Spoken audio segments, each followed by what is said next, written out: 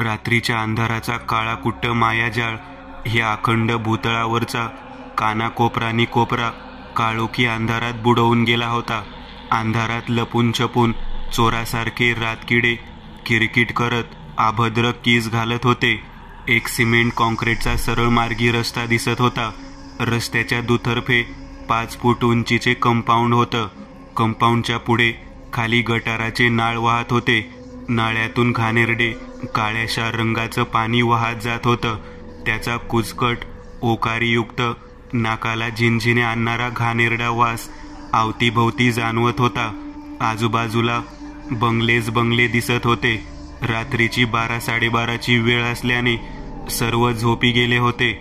नाहीतर बंगल्याच्या लाईट्स पेटवलेल्या असत्यानं त्यात सुनसान सिमेंटच्या रस्त्यावरून एक काळसर आकृती झिंगत झिंगत दारुड्यासारखी चाल धरत पुढे पुढे चालत जाताना दिसत होती. अंगात लाल रंगाची हाफबाह्यांची टी-शर्ट, गळ्याला टपोरी भाईगिरी करणाऱ्या गुंडासारखा सफेद रुमाल बांधला होता. डोक्यावरचे केस 25शीतच पळून गेले होते. आता डोक्यावर भुईसपाट हायवे दिसत होता. म्हणजेच ते टक्कल होय. खाली एक चॉकलेटी कलरची हाफ चड्डी घातली होती. डाव्या हातात एक काचेची दारूची बाटली होती. ह्या इसमाचं नाव चिंतामणी उर्फ चिंत्या मामा. परिवारात ना मागे ना पुढे कोणीही नव्हतं. असं समजूयात की ह्या चिंत्या मामाला समाजाने वाळीतच टाकलं होतं. चिंत्या मामा वयाने 50शी ओलांडलेला इसम होता. पोटापाण्यासाठी काम महत्वाचं होतं. म्हणूनच एका बिहारी भैयाच्या गोठ्यात शेण उचलायचं काम तो करायचा. महिन्याला कामाचे 5,000 भेटायचे. तेच पैसे साठवून किराणा वगैरे आणायची अक्कल कधी चिंत्या मामाला आलीच नव्हती. पगार झाला रे झाला की चिंत्या मामा निघाला दारूच्या अड्ड्यावर. एक दिवस उपाशी झोपलेलं चालेल, पण देशी दारू ती मात्र पाहिजेच. नाहीतर चिंत्याचं डोकं धरायचं. त्याला पॅनिक अटॅकच यायचं. खरं तर त्याच्या मेंदूला दारूच्या अल्कोहोलची चटक लागली होती, ज्याने अन्नावरची वासना उडाली जात तो दारूचा गुलाम झाला होता. मग असा माणूस मेला काय आणि जिवंत राहिला काय, समाजाला काय फरक पडतो नाही का? जो तो आपलं भलं पाहण्यातच सुखी आहे. बरं असो हे चिंत्या पुराण. आपली कथा पुढे सरकूयात. चिंत्या मामाचा आज नेहमीसारखा पगार झाला होता. आज त्याने एक चपटी न मारता डबल एक्स्ट्रा चपटी मारली होती. आज गाडीत पेट्रोल जास्त झाल्याने चिंत्या मामाचं स्वतःवर बिलकुल कंट्रोल राहिलं नव्हतं. हे झिंगालाला ताळमिश्री स्वरात चिंत्या काय कोणास ठाऊक कोणतं गाणं म्हणत होता. त्या बेवड्याला कसलीच शुद्ध राहिली नव्हती. नशेने तो अगदी वेड्यासारखा वागत होता. आता जर त्याला कोणाच्या मैतीतल्या अंत्ययात्रेत जरी नाचायला सांगितलं असतं तरी तो येड्यागत हातपाय हलवत नाचला असता. नशा फार वाईट गोष्ट असते हे ह्यावरून सिद्ध होतं. चिंत्या मामाने आता एक उजव्या बाजूला वळण घेतलं. आता खालचा रस्ता डांबरी होता. अवतीभोवती दोन्ही दिशेना खुली जागा होती. त्या जागेत कमरे इतकं वाढलेलं हिरवं रानटी गवत होतं. रस्ता तसं सरळ जात होता. आकाशात चंद्राचं बल्ब न पेटल्याने कसा गडद अंधार रातवा पसरला होता. चारही दिशेने किरकिर रातकिडे अंधाधुंद ओरडत होते. जणू त्या सर्वांना कसली तरी अनामिक वाईट चाहूल लागली होती. हातात धरलेल्या काचेच्या बाटलीचे दंडगोल तोंड चिंत्या मामाने आपल्या तोंडाला लावत बाटलीचा मुका घेतला. दारू प्राशन केली. मग कडवट स्वाद लागताच तोंड कारलं खाल्ल्यासारखं वाकडं तिकडं केलं. अवतीभोवती कमरे इतकं वाढलेलं गवत होतं. त्याच गवतात सर्प, विंचू अशा नाना तऱ्हेच्या विषारी मानवाला धोका असलेल्या मृत्यू किड्या कुटकांचा वावर होता. पण ते सर्व थोडी ना ह्या चिंत्या मामाच्या नादी लागणार होत्या. जोपर्यंत आपण स्वतःहून त्यांना डिवचत नाहीत, हात लावत नाहीत, तोपर्यंत ते वार करणार नाहीत. ही सर्व शांत जनावरं किडे कुटके होते, ज्यांचा चिंत्या मामाला भय नव्हतं. नाही त्या सर्पांना, विंचवांना, त्या मानवाशी काही घेणं देणं नव्हतं. ते आपल्या मार्गाने आले तसे सरळ निघून जात होते. परंतु या सर्वांव्यतिरिक्त तिथे त्या रानटी गवतात अजून काहीतरी उपस्थित होतं, जे ना जनावर होतं ना किडाकुड्डू. हे जे होतं ते ना विषारी होतं ना सरळ मार्गी पाप भिरू. हे होतं अमानवीय, हिंसक, हिंस्र, क्रूरती, आघोरी, अकल्पनीय, मानवाचं शत्रू सैतान, पिशाच, ज्याला मानवासोबत चेष्टेचे, मज्जा मस्करीचे खेळ खेळणे नेहमीचा आवडता विषय होता. चिंत्या मामा आपल्या तंद्रीतच तेच ते गाणं तालसुरात म्हणत पुढे पुढे चालत निघाला होता. झिंगालाला झिंगालाला. रात्रीच्या थंड हवेत हा तालस्वरातला आवाज अगदी हवेच्या तालावर सर्पाच्या चाळीसारखा नागमोडी थिरकत पुढे पुढे वाहत जात होता. आणि त्या अमानवीय श्वापद भूतपिशाच ते जे काही होतं, लालसर नजरेच्या दृश्याने रानटी गवतातून गवताची कणस सरसर बाजूला सारत पुढे पुढे येत होतं. गवताची कणस त्या ध्यानाला जणू घाबरत होती. तो येताच पटकन पटापट बाजूला होत त्याला पुढे जायची वाट करून देत होती. त्याच्या नजरेत वातावरणातलं सर्व दृश्य लाल गडद रंगाने दिसत होतं. जणू त्याला रक्त प्रिय होतं किंवा त्याची नजरच लाल रक्तासारखी भयंकर क्रूर होती. सरसर आवाज करत गवत बाजूला सारत ते ध्यान एकदाच गवताच्या शेवटाच्या टोकाजवळ आलं आणि त्याच्या लालसर दृश्यहीत नजरेला 30 पावलं दूर अंधारातून एक मानवी आकृती पुढे पुढे नाचत थिरकत जाताना दिसली. ती म्हणजेच चिंत्या मामा. झिंगालाला झिंगालाला. चिंत्या मामाचा आवाज घशात बसला. दारूच्या नशेने लाल तांबरट झालेले डोळे 2-3दा मिचकावत चिंत्या मामाने आपल्या सर्वांकडे पाहिलं. मनाला जाणीव होत होती कोणीतरी चोरून पाठीमागून आपल्यावर नजर ठेवून आपल्यालाच पाहत आहे. कोणीतरी आहे, कोई है जो पाहतोय आपल्याला. चिंत्या मामाच्या डाव्या खांद्यामागून मागे 30 पावलांवर गवतांच्या कणसांमधून काळशार अंधारात 2 लाल रंगाचे अगदी विस्तवसम निखारेहीन डोळे चमकत होते. त्या 2 अमानवीय डोळ्यांची लाल लेझरप्रमाणे चकाकती नजर चिंत्या मामालाच पाहत होती. गरकन चिंत्या मामा मागे वळला. चिंत्या मामा मागे वळताच ते ध्यान अमानवीय वेगाने मागे सरकलं. गवतांची कणसे जी डावी उजवीकडे झुकली होती त्यांची हालचाल होत ते गवत पुन्हा सरळ होऊन ताट उभं राहिलं, कारण ते मागं गेलं होतं. ह्या क्षणाला चिंत्या मामाच्या नजरेला फक्त तो गवतांचा हालता देखावा दिसत होता. बाकी ते लालसर लेझरसारखे डोळे मात्र तिथून नाहीसे झाले होते, किंवा ते जे काही अमानवीय होतं ते खेळ खेळत होतं. त्याला इतक्यात मामाची हाडं तोडमोड करून मांसांचा लचका घ्यायचा नव्हता. ते खेळ खेळणार होतं, पोट भरोस्तवर खेळ खेळणार होतं. परंतु ते होतं तरी काय, या पाहूयात.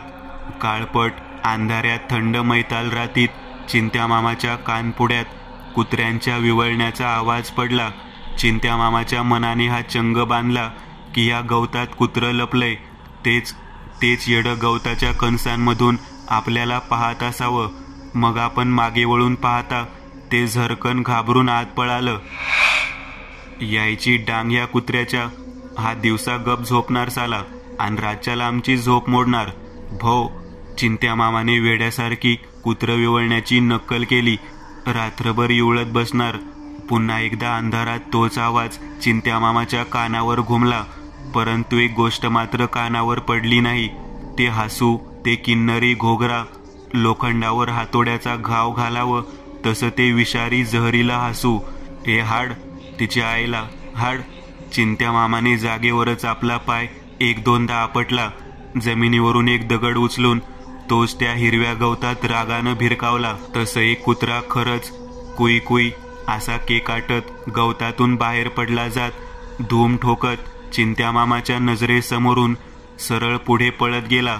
वापस आला ना, पाय तोडतो तुझं. हा माझा इलाका आहे आणि इथं मीच स्वतः या सगळ्यात मोठा कुत्रा आहे. चिंत्या मामाने दारू धरलेला हात छातीवर 2 वेळा मारला. खरं तर त्याला सिंह म्हणायचं असावं, पण दारूचा अंमळ काय करवून घेईल सांगता येत नाही. चिंत्या मामाने झुलत झुलत पुन्हा एक गिरकी घेतली आणि हळूच त्याची नजर समोर गेली.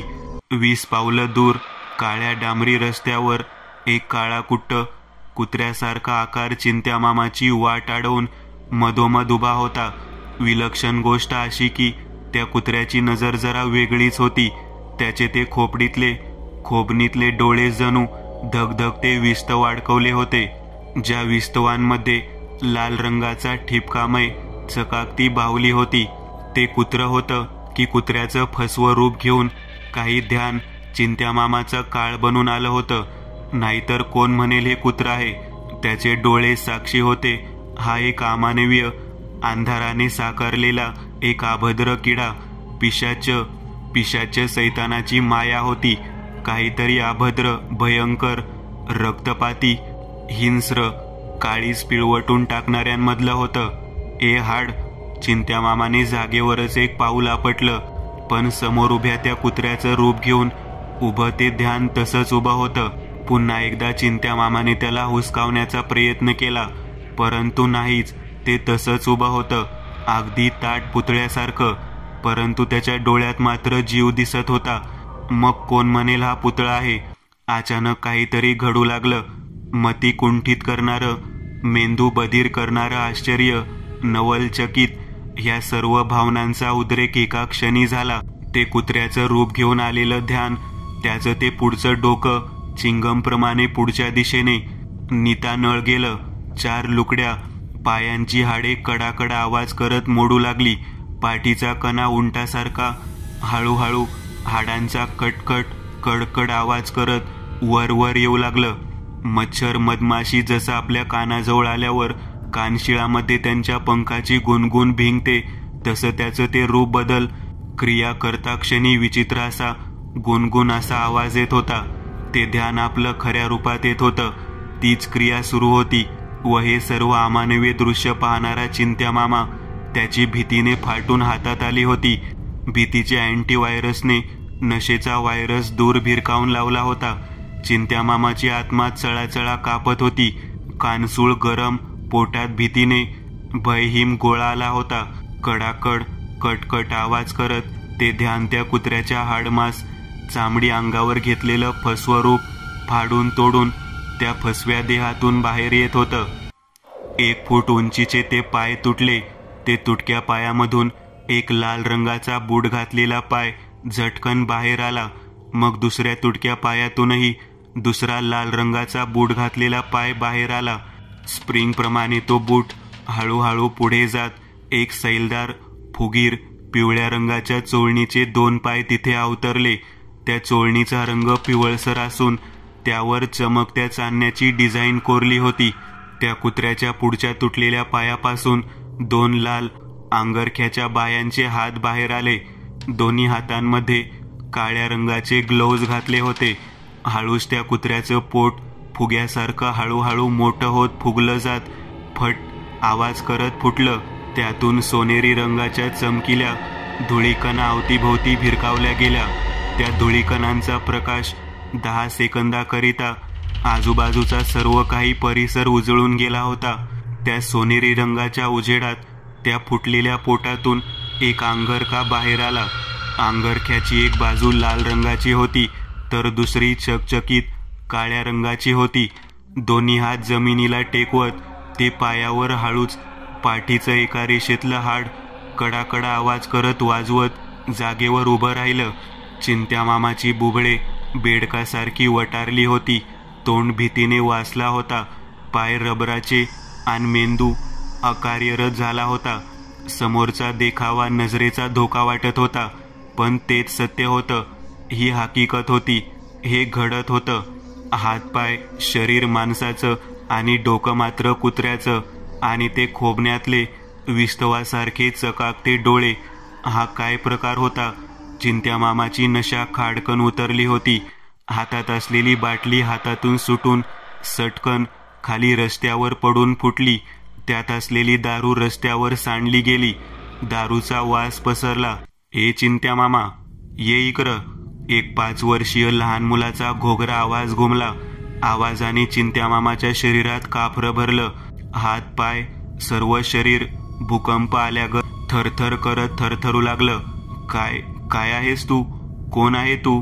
भूत, तोडक्या मोडक्या शब्दात चिंत्यामामा म्हणाला. मी आणि भूत. आवाज पुरुषी होता. नाही, मी आहे. त्याच्या तोंडून आता ह्या क्षणाला लहान मुलांचा आवाज बाहेर पडत होता. जणू ते ध्यान क्षणाक्षणाला आवाजाची नक्कल करत ते बदलत होतं. आणि मग शेवटीला त्याने आपलं नाव उच्चारलं.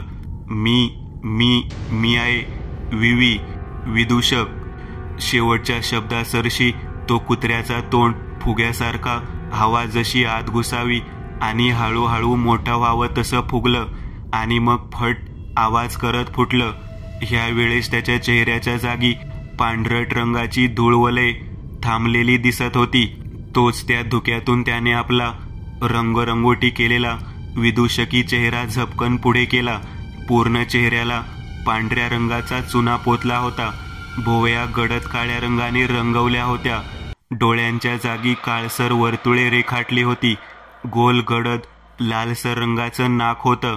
डोक्यावर त्रिशंकू आकाराची गुलाबी, लाल, निळसर अशी रंगमिश्रित टोपी होती. मी आहे विदूषक. ह्या वेळेस आवाज आला तो म्हातारडा, भसाड्या, घोगऱ्या लईची जोड असलेला. त्याने हळूच आपला जबडा वासला. तो जबडा हळूहळू खाली खाली चिंगमासारखा ताणला जात जमिनीपर्यंत आला आणि त्या काळशार जबड्यात असमाप्तनीय अंधाराची पोकळी दिसत होती. अचानक त्या अंधारातून दोन प्रेताळ हात सापासारखे वळवळत वेगाने बाहेरच्या दिशेने आले व पुढे पुढे जात त्या हातांनी चिंत्या मामाला आपल्या मगर मिठीत पकडलं. हळूच कापसासारखं उचलून घेत वेगाने ते हात आले तसे पुन्हा जबड्यात शिरले, पण रिकामे नाही. चिंत्या मामाला घेऊन त्या काळोख्या जबड्यातून चिंत्या मामाची मृत्यूदायक किंकाळी उभा आसमंत शहारून गेली. हळूच तो जबडा पुन्हा खालून वर वर जात मिटला गेला. विदूषक आपल्या काळ्या ग्लोव्ज घातलेल्या हातांच्या जोरजोरात टाळ्या पिटू लागला. त्याच्या काळपट रंगाने रंगवलेल्या ओठांतले दात विचकत तो हसू लागला. देवी और सज्जनों, दिल थाम के बैठो, क्योंकि अभी खेल शुरू होगा, मौत के आंकड़ों का. दुसरा दिवस, रात्रीची वेळ 7:30 वाजता. शहरात कुठेतरी जत्रा भरली होती. जत्रेत नजर जाईल तिथे पाहता गोल चक्रीसारखे भिंगणारे मोठे आकाश पाळणे, मौत का कुवा, वर्तुळाकारात फिरणारे घोडे, गाडी, त्यात बसलेली लहान मुलं जी आनंदाने हसत खिदळत होती, असे खूप सारे खेळ नजरेला दिसत होते. तर रांगेतच डाव्या उजव्या बाजूला मिठाई, चायनीज, भजी, भेल, वडापाव, पाणीपुरी, चष्मे, लहान मुलांची खेळणी, बायकांसाठी कानातले, गळ्यात घालवायचे कमी किमतीतले हार, अशी खूप सारी तंबू ठोकून बनवलेली दुकान दिसत होती. त्या दुकानांभोवताली पुरुष, स्त्री, लहान मुलं अशी माणसांची गर्दी उभी दिसत होती. कोणी मिठाई घेत होतं, कोणी चष्म्याच्या दुकानातला चष्मा लावून आरशात चेहरा पाहत होतं. स्वतःशीच येड्यागत खुदकन हसत होतं. बायका कानातल्या घेऊन कानांना लावून समोरच्या आपल्या मैत्रिणीला, सखीला दाखवत, ही मस्त आहे ना ग, घेऊ का ग ही, असं म्हणत होत्या. मध्येच कोणत्या तरी शेमड्या पोराचं खेळणं घेऊन दिलं नाही म्हणून रडगाणं सुरू होतं. रडताना त्याच्या नाकपुड्यांमधून शेमडाचे बुडबुडे बाहेर निघत होते. सर्व लोकांचा, बायका, मुलं, पुरुष असा मिश्रित बोलण्याचा आवाजमय गोंगाट ध्वनी प्रदूषण करत वाजत गुंजत होता. म्हातारीचे केस 10 रुपये, म्हातारीचे केस 10 रुपये. गोल गुलाबी रंगाचे एका पातळसर काठीत अडकवलेले म्हातारीचे केस विकणारा एक 50शीतला हाडकोळ्या माणूस गर्दीतून ओरडत ओरडत पुढे जात होता. तोच त्याच्या कानावर एक गिरायकाची हाक पडली. म्हातारीच्या केसवाल्या. आवाज किन्नरी होता. आवाज ऐकून तो माणूस जागेवरच थांबला. त्याने हळूच मागे वळून पाहिलं.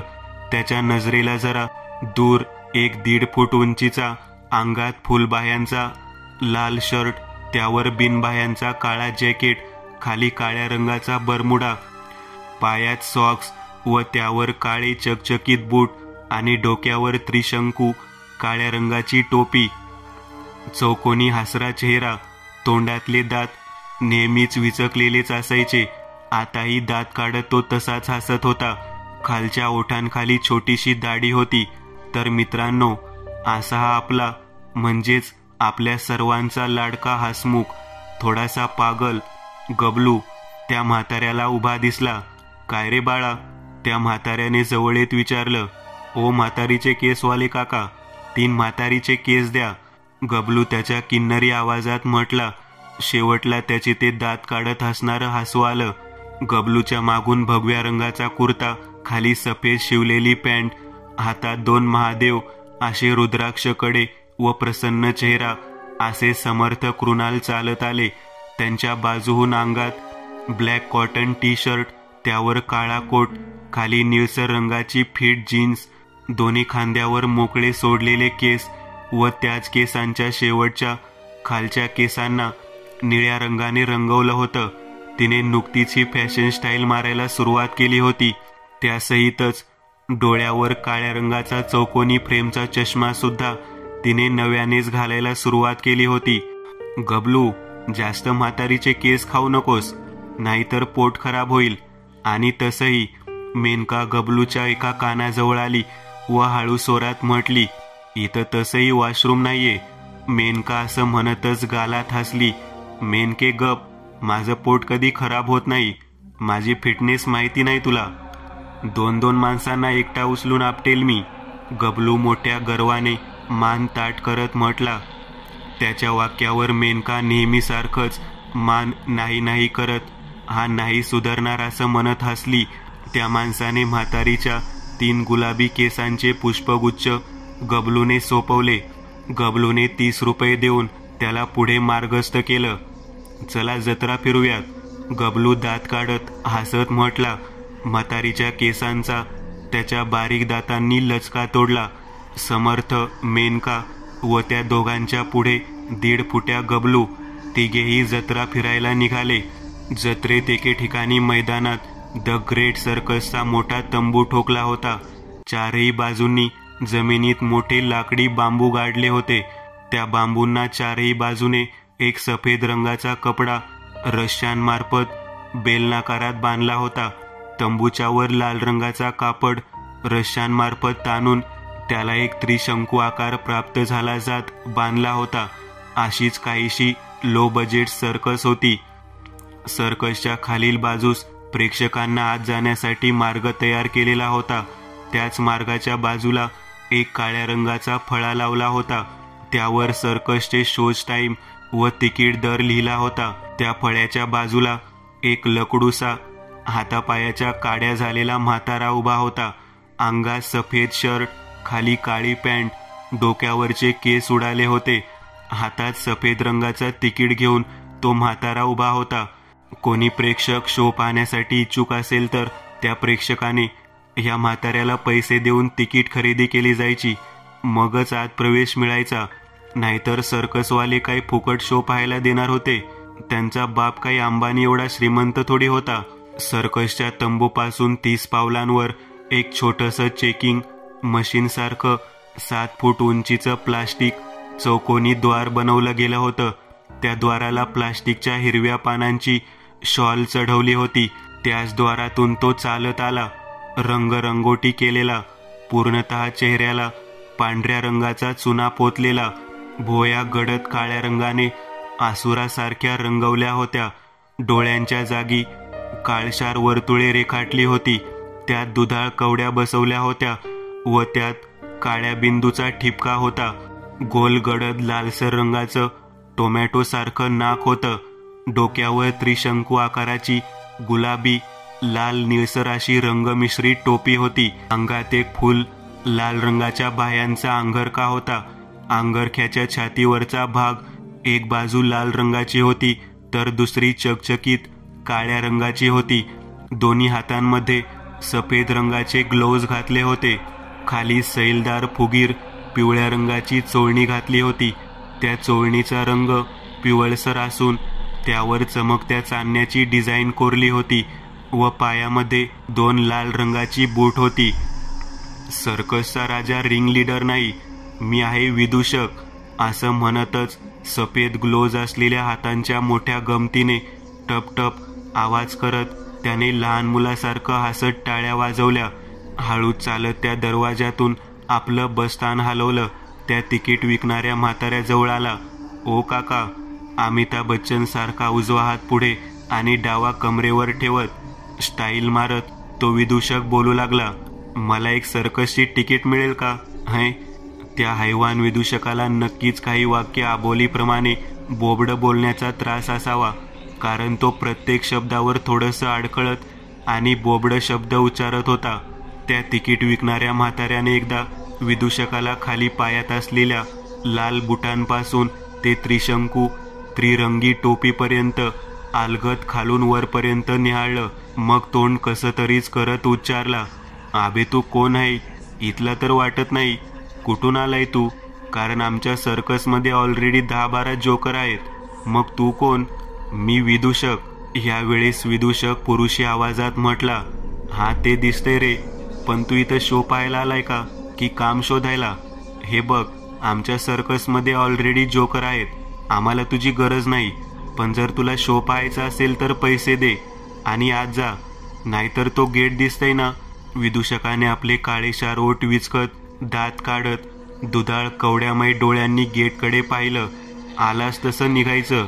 तो म्हातारा ह्यावेळेस वात्रट स्वरात म्हटला, पण मला जायचं ना सर्कस पाहायला? विदूषक लहान मुलाच्या आवाजात हट्टहास करत म्हटला, हा मग पैसे दे आणि जा की आत. इथं माझं डोकं खात कशाला बसलाय? माझ्याकडे पैसे नाही ना. विदूषक लहान मुलाच्या आवाजात तोंड बारीक करत म्हटला. त्याने हळूच मान खाली झुकवली. पैसे नाही तर निघा इथून, नाहीतर धक्के मारत बाहेर काढील. तो म्हातारा खेकसला. इथे आधीच दिवसभर जास्त प्रेक्षक शो पाहायला आले नव्हते. ज्याने त्या म्हाताऱ्याचाही मूड ऑफ झाला होता. त्यात हा कोण कुठून आलेला जोकर फुकटची तिकीट मागत होता. ए म्हाताऱ्या! आवाजात धमकी होती. भयंकर चीड, घृणा, क्रोध, तिरस्काराचं मिश्रण होतं. आवाजातला तो घोगरा खर्जातला ताळ भयानकतेची जोड देऊन गेला होता. त्या नुसत्या 2 शब्दांनीच त्या म्हाताऱ्याची भीतीने 2 पावले मागे सरकली. आवाज विदूषकाच्या तोंडून आला होता. त्याचं खाली मान घातलेलं डोकं हळूहळू वर आलं. काही वेळ अगोदर ज्या डोळ्यांमध्ये दुधाळ कवड्या होत्या, त्या बुबळांमध्ये आता चटकधारी पेटलेले लाल भडक विस्तव होते. जबडा वासला होता. त्या जबड्यातून धारधार सुळ्यासारख्या दातांची बत्तीशी दिसत होती. हे असलं भयंकर दृश्य पाहून त्या म्हाताऱ्याची आत्मा चळाचळा कापून उठली. कोण आहेस तू? माणूस तर नाहीच. तो म्हातारा 2 पावलं अजून मागे जात म्हटला, खरंच माणूस नाहीच आहे मी आहे विदूषक. असं म्हणतच विदूषकाने आपल्या दोन्ही सफेद ग्लोव्ज घातलेल्या हातांनी म्हाताऱ्याच्या छाताडाला धक्का दिला. त्या धक्क्याने तो म्हातारा मागे असलेल्या तंबूच्या पांढरट कापडावर जाऊन आदळला. म्हाताऱ्याच्या शरीराचा स्पर्श जसा कापडाला झाला, तसं क्षणार्धात तो म्हातारा पाण्यात पडावा तसा त्या कापडात शिरला. ते तंबूचं कापड जणू कापड नसून एक पारदर्शक अमानवीय झिळवात झाला होता जणू. मित्रांनो, आज पुरतं एवढंच. तुम्हाला जर काही गोष्ट आवडली असेल तर नक्की लाईक करा. तुमच्यापैकी बरेचसे जण व्हिडिओ लाईक न करताच पळून जातात. पण हा जर व्हिडिओ तुम्ही लाईक केला तर मला जरा बरं वाटेल आणि असेच भारी भारी व्हिडिओ बनवायची माझ्यात एनर्जी येईल. त्यामुळे नक्की लाईक करा. आणि अजूनही कोणी या चॅनलला सबस्क्राईब केलेलं नसाल तर लगेच सबस्क्राईब करून टाका. आणि बाजूची घंटी ती मात्र दाबायला विसरू नका. देवाची घंटी आहे ती. चला तर मग पुन्हा भेटूया अशीच एक आगळी वेगळी गोष्ट घेऊन पुढच्या